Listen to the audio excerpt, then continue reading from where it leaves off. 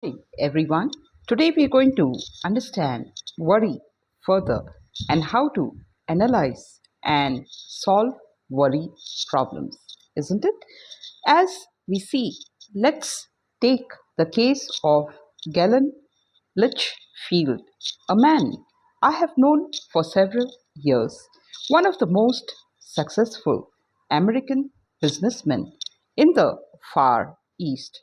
Mr. Litchfield was in China in 1942 when the Japanese invaded Shanghai, and here is his story as he told it to me while a guest in my home.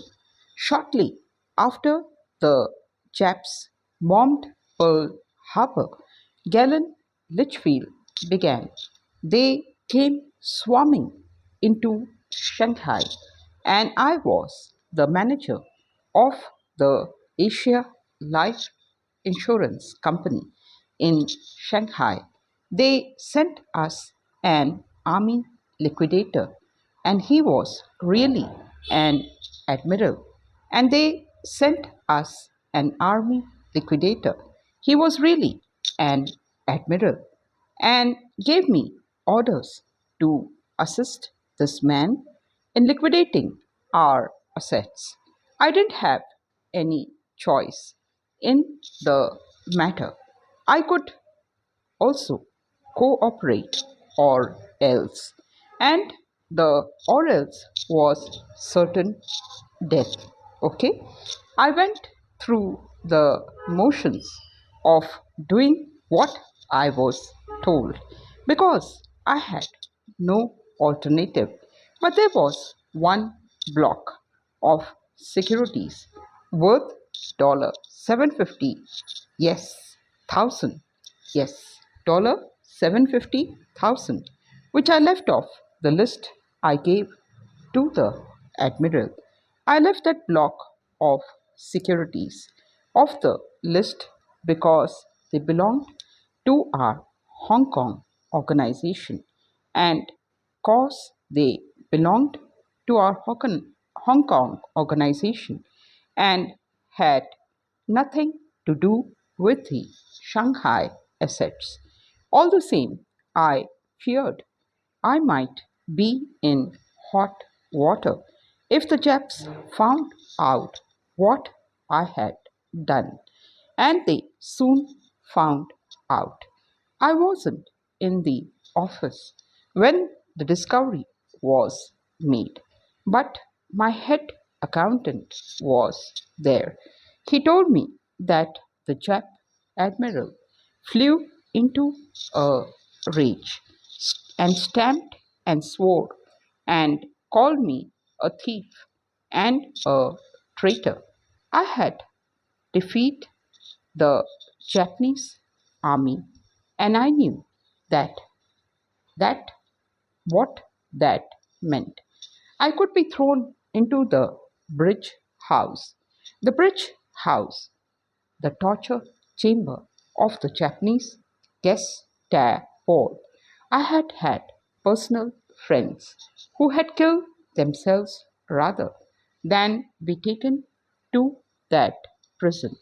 I had had other friends who had died in that place after 10 days of questioning and torture. Now I was slated for the bridge house myself. What did I do? I had I heard the news on Sunday afternoon. I suppose, yes, I suppose I should have been terrified, isn't it? And I would have been terrified if I hadn't had a definite technique for solving my problems. For years, what whenever I was worried, I had always gone to my typewriter and written down two questions and the answer to these questions. What am I worrying about? And what can I do about it? I used to try to answer those questions without writing them down. But I stopped that years ago.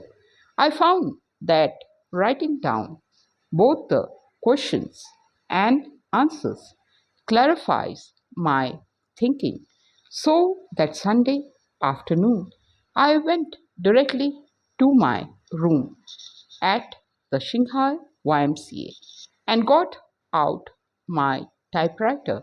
I wrote question 1. What am I worrying about? Am I afraid I will be thrown into Bridge House tomorrow morning? Then I typed on the second question, what can I do about it? I spent hours thinking out and writing down the four courses of action I could take and what the probable sequence of each action would be.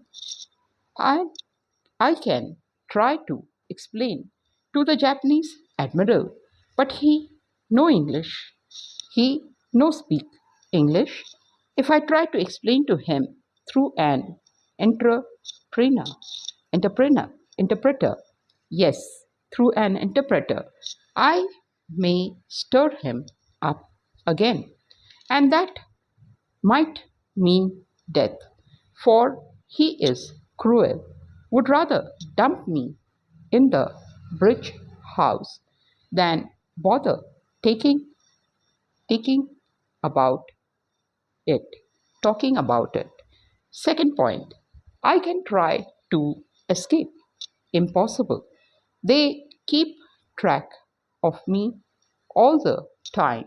I have to check in and out of my room at the YMCA. If I try to escape, I probably be captured and shot. Third point, I can stay here in my room. I can stay here in my room and not go near the office again. If I do, the Japanese admiral will be suspicious, will probably send soldiers to get me and throw me into the bridge house without giving me a chance to say a word. Fourth point, I can go down to the office as usual on Monday morning. If I do, there is a chance that the Japanese admiral may be so busy that he will not think of what I did. Even if I even if he does think of it, he may have cooled off. Yes, and may not bother me. And if this happens, I'm all right. Even if he does bother me, I still have a chance. Yes, I still have a chance to try to explain to him. And so going down to the office as usual on Monday morning and acting as if nothing has gone wrong gives me two chances to escape the bridge house. Okay, friends, we'll stop over here for today. It's great being there and reading and understanding. Also, we are coming out of worry, casting all your cares upon God, upon the Lord, for He cares for you and me. 1 Peter 5:7 is true. God bless everyone. Do not quit in life because there's much more life. And be encouraged, be happy, and take care, good care of yourself. Love you all. Bye bye.